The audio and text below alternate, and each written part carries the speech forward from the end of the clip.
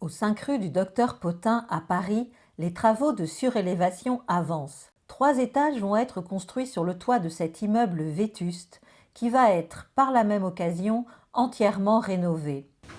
Ce matin, les propriétaires sont venus visiter le chantier.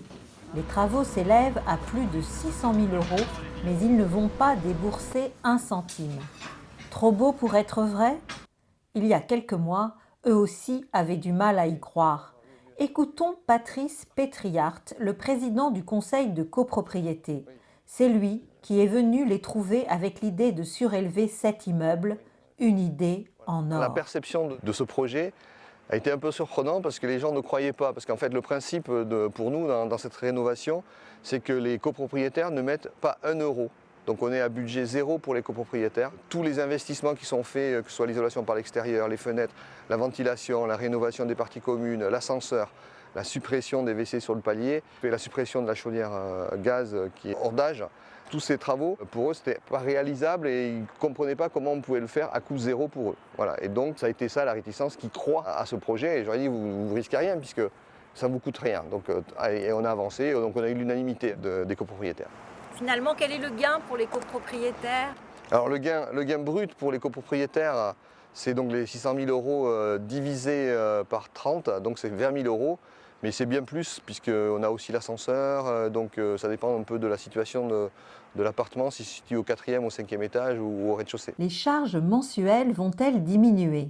On arrive à diviser les charges par 3, donc de 140 € à 45 €, parce que l'apport de nouveaux copropriétaires, puisqu'on va passer de 30 à 36 copropriétaires, mais représentant 30% des tantièmes de l'immeuble. Donc ça divise, on augmente le nombre de copropriétaires, donc toutes les charges générales sont diluées et diminuées dans la copropriété. Donc déjà mathématiquement, sans travaux, on a déjà 30% de charges en moins. Donc c'est déjà un élément supplémentaire. Mais comme on rationalise les espaces, l'isolation par l'extérieur et on refait tous les réseaux, on aura donc beaucoup moins de problèmes. Autre avantage, à la fin des travaux, le fonctionnement de l'immeuble coûtera moins cher.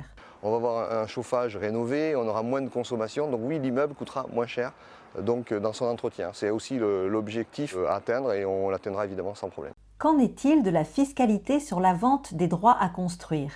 Alors la fiscalité sur la vente des droits à construire, c'est-à-dire sur les 600 000 € qu'on a touchés sur ce qu'on a vendu à PDS, c'est-à-dire du vent pour l'instant, c'est l'exonération puisque pendant 3 ans, jusqu'en 2021, tous les permis de construire concernant des droits à construire sont exonérés de plus-value. C'est-à-dire que sinon, il aurait fallu reverser à peu près 200 000 € au fisc sur les 600 000 € puisqu'il y a une plus-value, puisque ça n'a aucune valeur, il n'y a rien.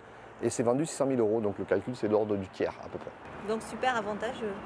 Fiscalité très avantageuse, puisque l'État a compris que son intérêt c'était pour permettre une augmentation immobilière, plus d'habitants à Paris, créer de la richesse, puisqu'on crée de la richesse, de la construction, on crée des logements. Donc c'est tout bénéfice pour tous, pour la société, y compris pour l'État français.